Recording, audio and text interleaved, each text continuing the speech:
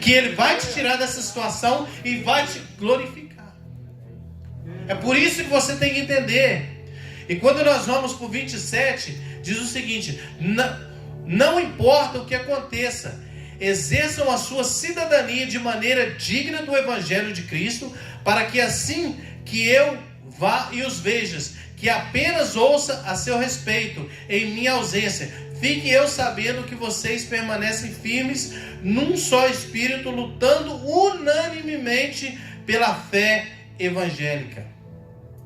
Então Paulo está falando aqui: mesmo que eu não vá ver vocês, mas o meu gozo vai saber que vocês, mesmo assim, sabendo que eu estou aqui, vocês estão lutando pelo Evangelho. Vocês estão lutando pela causa de Deus. Vocês estão lutando pela causa de Cristo. Isso me alegra. Isso me faz alegrar. E quando nós vamos para o 2, a gente vê a partir do 3 em diante, que diz: não faça por ambição egoísta ou por vaidade, mas humildemente considere-se aos outros superiores a vocês. Cada um cuide não somente dos seus interesses, mas também do interesse dos outros. Seja a sua atitude a mesma de Cristo Jesus, que, embora sendo Deus, não conseguiu ser o igual a Deus. Era algo que devia apegar-se, mas esvaziou-se a si mesmo, vindo a ser servo, tornando-se semelhança de homens.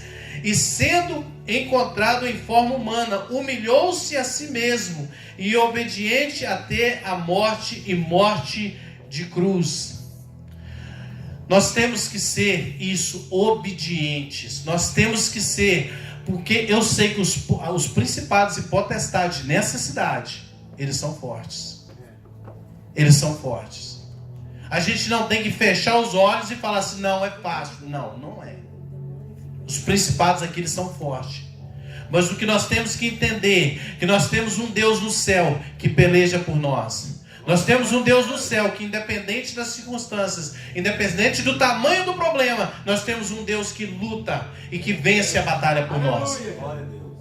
Como o pastor disse aqui, quando nós queremos lutar com as nossas mãos, nós precisamos de armas. Assim como Pedro, que cortou a orelha do oficial. Mas agora, quando nós lutamos com as armas de Deus, nós não precisamos lutar.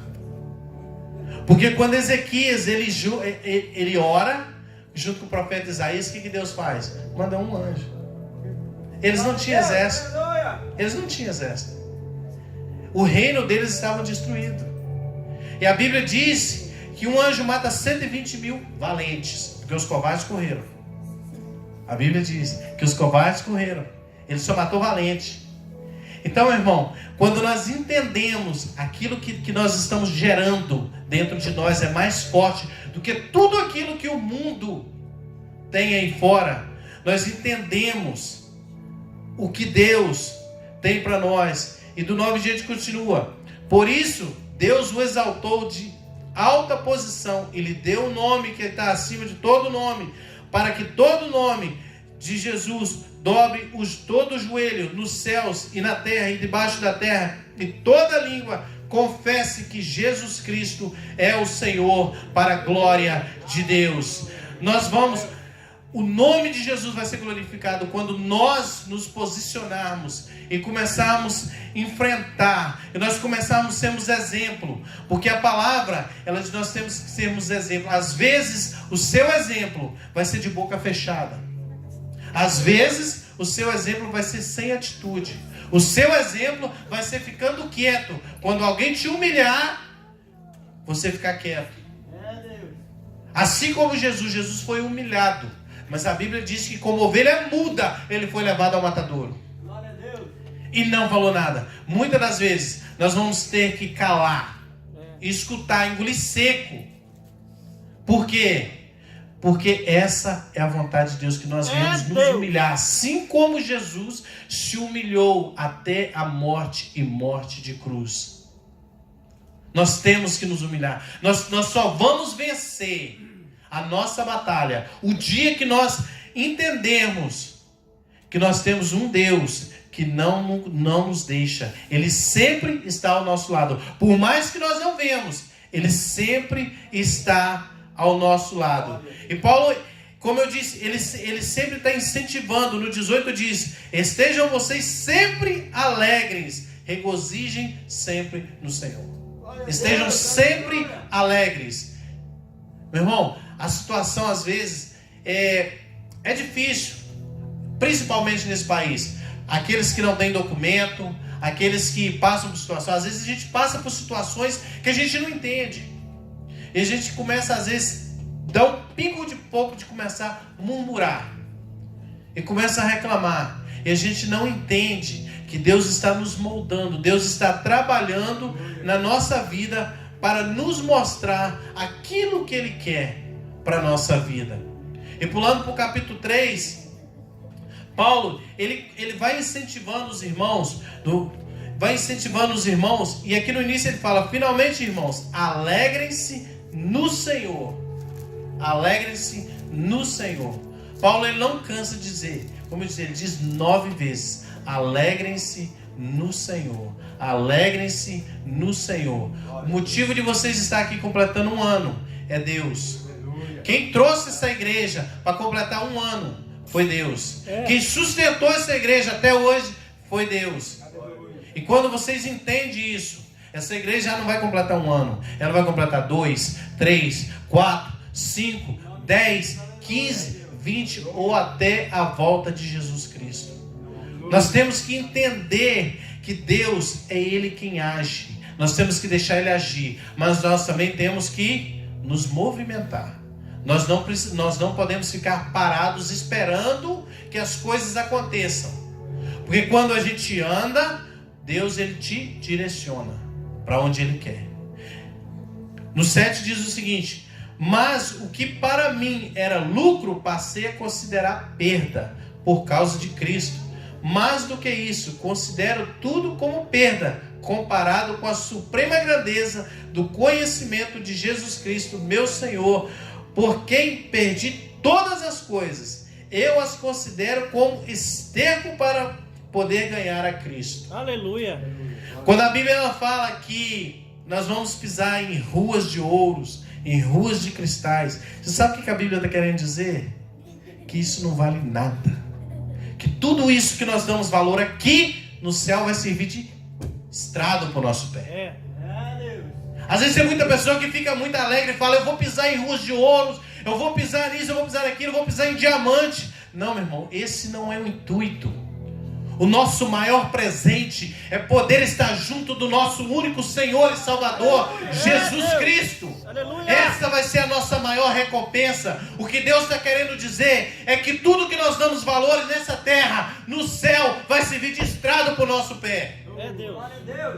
Tudo aquilo que nós achamos que tem algum valor, para Deus não vale nada. Aqui Paulo está dizendo: eu perdi tudo e tenho tudo como esterco. Aleluia.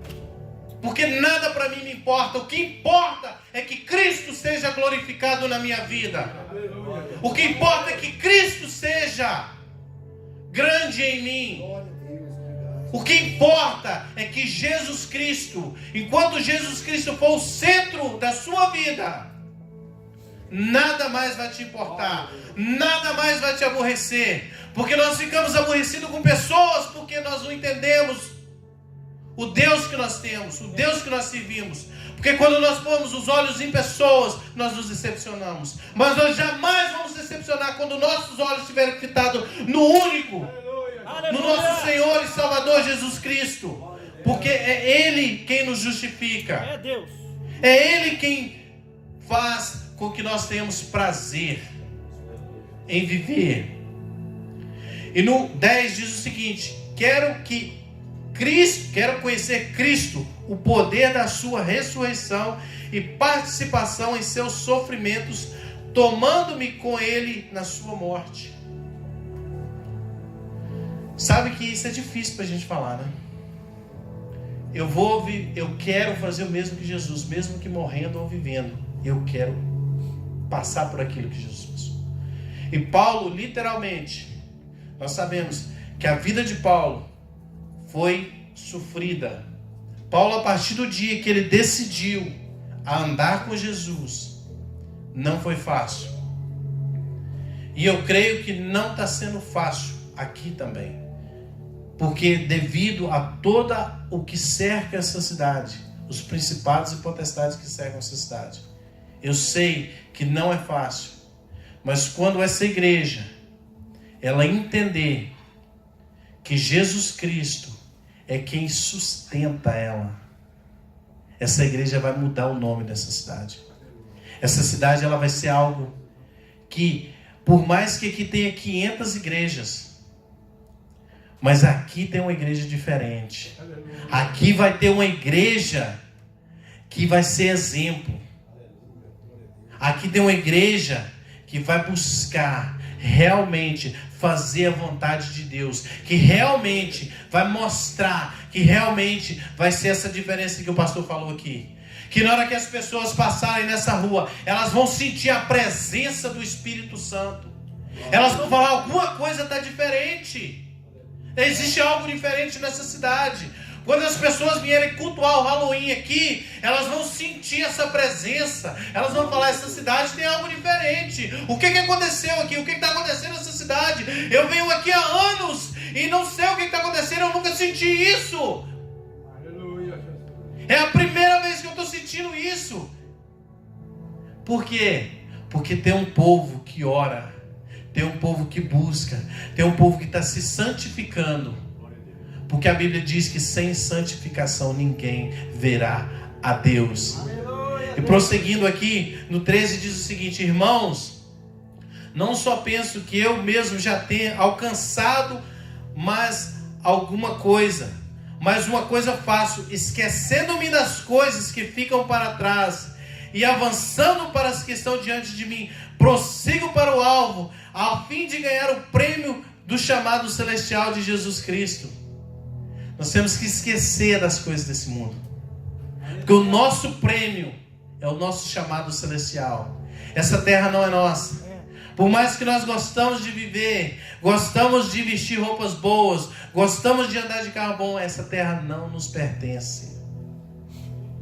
Nós estamos aqui de passagem. Nós estamos aqui apenas usando aquilo que Deus está deixando a gente usar, que nós não temos nada. Que tudo que nós temos é Deus que está permitindo nós usar. Deus, Ele nos permite usar aquilo que Ele tem colocado na nossa mão. Agora cabe a nós sabermos usar da maneira correta. Muitas pessoas às vezes falam, eu não consigo nada, porque você ainda não tem condições de ter nada. Muitas das vezes nós falamos assim, gente, mas por que fulano tem e eu não tenho? Porque você ainda não chegou, você ainda não está apto a ter aquilo. Porque Deus, Ele não dá nada para nós antes que nós chegamos no estado de poder ter aquilo. Verdade. Porque muitas das vezes Deus deixa de te dar algo, porque Ele sabe, se Ele te dá, você vai sair. Quantas pessoas nós sabemos que estava dentro da casa do Senhor, quando ganhou algo, saiu da igreja. Por quê? Porque o coração dele não estava onde deveria estar. Quando o nosso coração ele está firmado em Jesus Cristo, quando Deus nos dá algo, quando Deus nos dá um carro, quando Deus nos dá algo grande, nós entendemos, fala, Deus, isso é para a honra e glória do teu santo nome. Porque Deus, Ele não abençoa projetos, Ele abençoa propósito. O dia que o seu propósito se alinhar com o propósito de Deus, Deus vai te entregar. O dia que você colocar o seu pensamento junto com o pensamento de Deus, as coisas vão acontecer na sua vida. Eu creio. Você vai alcançar aquilo que você tem buscado. Mas quando você entender que é Deus é quem dá e é Deus é quem tira também. Muitas das vezes Deus nos tira coisas. O pastor falou que ontem, e quando ele falou eu fiquei até assim, às vezes o que Deus fez com Paulo, Deus às vezes tem que fazer com nós, nos cegar, para que nós venhamos nos ser guiados por Ele. Porque muitas das vezes nós estamos com os olhos muito altivos, achando que nós estamos podendo muito, achando que nós estamos podendo demais, que nós somos muito grandes. Deus fala: vem cá, deixa eu te cegar, deixa eu te colocar pequeno, deixa eu te diminuir para que eu possa aumentar na sua vida e que eu possa te guiar. Muitas das vezes nós precisamos disso, nós precisamos que Deus venha e nos segue e fala: Deus, me guia agora. E quando Paulo era crente, irmãos. Tudo que Paulo fazia, ele achava que estava certo. Paulo achava que estava certo. Era conhecedor da lei. E daquela época, conhecer igual Paulo era poucos. Paulo aprendeu aos pés do mestre Gamaliel. Paulo não era um qualquer. Então o que ele fazia, ele achava que estava certo. E muitas das vezes nós estamos assim também. Como Saulo. Conhecemos muito de Bíblia e achamos que estamos fazendo a coisa certa. E Deus vem e fala: não, está errado. Volta aqui. Volta aqui. Deixa eu te ensinar de novo. Vamos voltar ao princípio. Então, isso que nós estamos precisando. E no 20 diz o seguinte: nossa cidadania, porém, está nos céus, de onde esperamos ansiosamente o nosso Senhor e Salvador Jesus Cristo, pelo poder que capacita o colocar de todas as coisas debaixo do seu domínio. Ele nos transformará no nosso corpos humilhados, tornando-lhe semelhante ao seu corpo glorioso. Não se importa com essa carcaça. Essa carcaça, ela vai sumir. O nosso corpo vai ser um corpo glorificado. Essas dores, tudo que nós temos hoje, ela vai passar. Ela vai chegar no seu limite. E nós vamos receber. Porque quando nós lutamos com Jesus, é isso que acontece. Nós cremos que nós vamos receber um corpo glorioso. Então nós deixamos de nos preocupar com tantas coisas que nos afligem, com tantas coisas que nos deixam magoados. E vamos caminhando para o final no 4 agora. A partir do 4, novamente Paulo diz: alegrem-se no Senhor. Novamente direi: alegrem-se no Senhor. E essa igreja, desde o início, eu vou mostrar para vocês o que é uma igreja referência. Essa igreja, desde o início dessa igreja, essa igreja fez coisa que eu acredito que igreja nenhuma faria no dia de hoje. O pastor está aqui, é pastor de igreja. Só vai me falar se tem alguma igreja que faria o que essa igreja fez. Em 2 Coríntios 11, 8 e 9 diz o seguinte: despojei outras igrejas recebendo delas sustento, a fim de servi-los quando estive entre vocês, e passei alguma necessidade, não fui um peso para ninguém. Pois os irmãos, quando vieram da Macedônia, supriram aquilo que eu necessitava, e fiz tudo para não ser pesado a vocês. Vocês acreditam que Paulo ele era pastor da igreja de Coríntios, e quem sustentava ele era a igreja de Éfeso, de Filipenses, perdão. Você já imaginou isso acontecer no dia de hoje? Você sabe o que é o reino de Deus? É isso. É você entender o seu chamado. Essa igreja, ela era uma igreja, ela passava também. Porque Paulo aqui, ele fala que ali dentro tinha as pessoas tentando trazer o pessoal para o farisaísmo, de novo, trazer eles da circuncisão. Paulo alerta eles, cuidado com os cães. Se a gente ler a carta mais aprofundada, eu só estou dando uma pincelada para a gente entender. Mas essa igreja também ela passava por dificuldades. Mas essa era a igreja fiel. Ela entendia e ela honrava aquele que foi o fundador dela. Ela honrava ele. Ele foi e ele estava sendo pastor em outra igreja. Mas a igreja de Coríntios era tão mão de vaca. Por isso que Paulo está falando isso. Paulo está falando: eu nunca peguei dinheiro de vocês, porque eu tinha outra igreja que me dava. Eu estava aqui pastoreando vocês e vocês não me davam nada. Eu passei necessidade. Ele estava dentro da igreja passando necessidade. Muitas das vezes a gente acha que o pastor da igreja ele está podendo, e às vezes ele não está. Às vezes ele está passando situação que a gente não entende. Às vezes ele está passando por uma situação complicada e nós não sabemos da vida dele. E Paulo estava dentro da igreja de Coríntios passando necessidade. Você imagina isso? E ele só era sustentado pelos irmãos. E mais ainda, olha para você ver 2 Coríntios 8, do 1 ao 4. Olha o que essa igreja de Filipenses era. Agora, irmãos, queremos que vocês tomem conhecimento da graça de Deus, que Deus concedeu às igrejas da Macedônia, no meio de muita severa tribulação, a grande alegria e extrema pobreza deles transbordaram em rica generosidade, pois dou testemunho que eles deram tudo o que podia, além do que não podia, por iniciativa própria. Eles suplicaram insistentemente o privilégio de participar da assistência dos santos. Paulo estava juntando dinheiro para levar para os pobres da Judéia, e ele estava dentro da igreja de Corinto. E ele fala aqui, ó, para você ver, os irmãos da igreja de Filipenses, eles não têm dinheiro, eles estão passando por dificuldades, eles estão passando por necessidade, mas eles insistiram em tirar o sustento deles para ajudar na obra. Isso é a verdadeira igreja. Isso é a verdadeira igreja.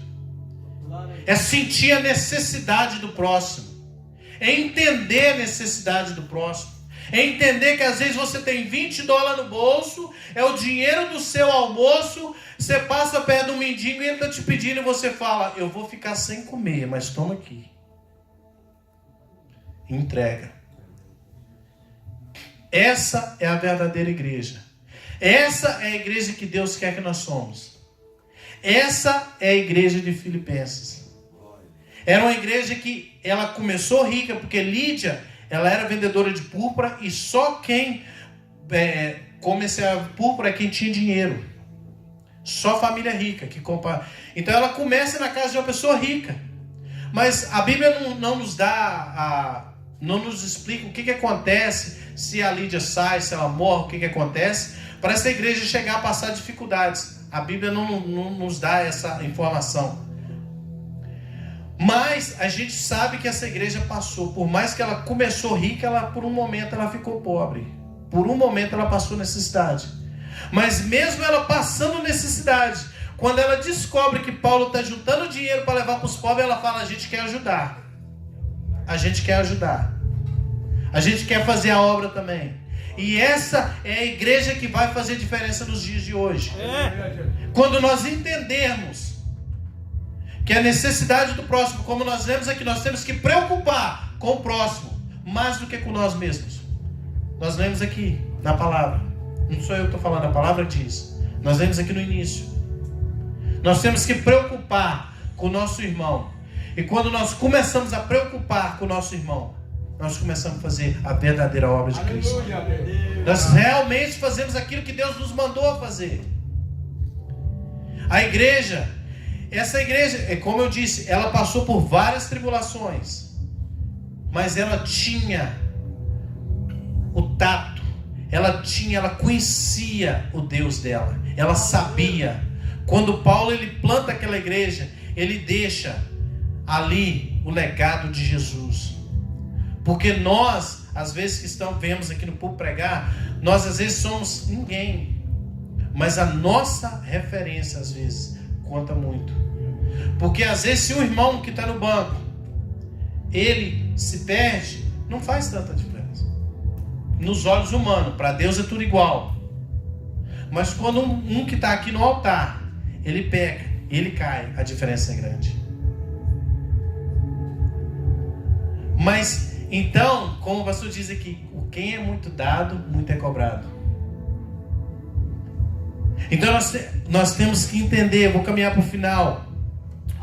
No 6 diz o seguinte, do 4: não andem ansiosos por coisa alguma, mas em tudo pela oração e súplicas com ação de graças apresentem os seus pedidos a Deus, e a paz de Deus, que excede todo o entendimento, os guardará o coração e a mente de vocês até o dia de Cristo Jesus. E finalmente, irmão, tudo que for verdadeiro, tudo que for nobre, tudo que for correto, tudo que for puro, tudo que for amável, tudo que for de boa fama, tudo que houver algo excelente ou digno de louvor, pensem nessas coisas. ponham em prática tudo o que vocês aprenderam e receberam e ouviram de mim. E a paz de Jesus esteja com vocês. Amém. No 11, não estou do 12 em diante. Sei que apesar da necessidade, e sei que sei o que é passar necessidade, sei o que é ter fartura. Aprendi o segredo de viver contente em toda e qualquer situação, sendo bem alimentado, sendo com fome, tendo muito e passando por necessidade. E o versículo que todo mundo conhece: posso todas as coisas naquele que me fortalece. Quando nós entendemos isso, nós seremos a verdadeira igreja de Cristo. Aleluia, Jesus. Quando nós entendemos que nós temos que fazer tudo isso aqui que o apóstolo Paulo deixa, tudo que é verdadeiro, tudo que é puro, tudo que é honesto, isso pensai, nisso agir. Queria que a igreja ficasse de pé. Louvado seja o nome do Senhor dos Exércitos. Aleluia. Porque aquele que começou a boa obra, ele vai terminar ela no dia de Cristo Jesus. Deus, ele começou uma obra nessa igreja, e eu creio que ele tem algo grande para fazer no meio de vocês. Eu creio que Deus tem algo tremendo para fazer nessa igreja. Porque, como eu disse, a história dessa igreja, ela começa uma história linda. E vocês, seguido do Espírito Santo, assim como Paulo, plantou essa igreja aqui. E eu acredito que Deus tem algo muito grande para fazer através da vida de vocês nessa igreja. Mas eu encorajo a vocês a estar lendo essa carta de Filipenses, que essa carta é uma carta muito boa, para a gente entender, para a gente conhecer, porque a palavra do Senhor é que nos liberta. Porque a palavra de Deus diz em Oséias: o meu povo perece por falta de conhecimento. Quando nós conhecemos a palavra de Deus, nós não perecemos. Então nós temos que conhecer, nós temos que buscar aqui dentro a resposta. Pai, eu sou grato mais uma vez pela tua palavra. Sim, meu Deus. Pai, eu sou grato pelo teu amor, Pai, que é grande, Senhor. Pai, eu sei que aqui existem vidas, Senhor, que estão, Pai, aqui se dispondo, Pai, nesta obra, Pai. Deus. Pai, eu sei que aqui tem homens e mulheres de Deus, Pai, que se dispuseram, Pai, a estar aqui de frente desta obra, Senhor. Pessoas que estão aqui de frente, Pai, desse ministério, Senhor. Pai, a minha oração nesta manhã, Senhor, é que o Senhor possa capacitar, Pai, porque a tua palavra diz que o Senhor capacita os escolhidos, Senhor. Que o Senhor, Pai, venha capacitar, Pai, o povo dessa igreja, Pai. E como foi bem sabiamente dito aqui, Pai, que eles, Pai, venham fazer a diferença, Pai. Que essa igreja, ela não venha ser a mesma igreja da esquina, a mesma igreja do bloco de baixo, Senhor. Mas que essa igreja venha ser um referencial para a glória de Deus nesta nação, Senhor. Pai, em nome de Jesus, completa a boa obra na vida dos teus filhos, Senhor. Sim, meu Deus. Pai, assim como o Senhor começou, eu tenho certeza, assim como o apóstolo Paulo disse, que o Senhor é fiel para cumprir. Cumpre, Pai, aquilo que o Senhor prometeu na vida dessa igreja, Senhor. Pai, em nome de Jesus, nós te louvamos, nós te glorificamos, Pai, porque o Senhor é Deus. E só o Senhor pode, Senhor. Pai, em nome de Jesus, Pai, que esta igreja, Pai, que esta cidade, Pai, ela venha mudar de nome. Aleluia. Pai, eu creio, Pai, pelo poder do Teu Espírito Santo, Senhor. E eu quero profetizar, Pai, que esta igreja, Pai, ela vai realmente fazer o papel, Pai, dela aqui nessa nação e nesta cidade, Senhor. Pai, em nome de Jesus, Pai, eu quero profetizar nesta noite que o Teu Espírito Santo, Pai, vai começar a incomodar, Pai, aquelas pessoas que passarem nessas ruas aqui, Pai, para comemorar, Pai, um dia, Pai, que não agrada o Senhor, Pai. Pai, em nome de Jesus, Pai, e eu creio, Pai, que daqui uns anos, Pai, nós vamos conhecer uma nova cidade, Pai.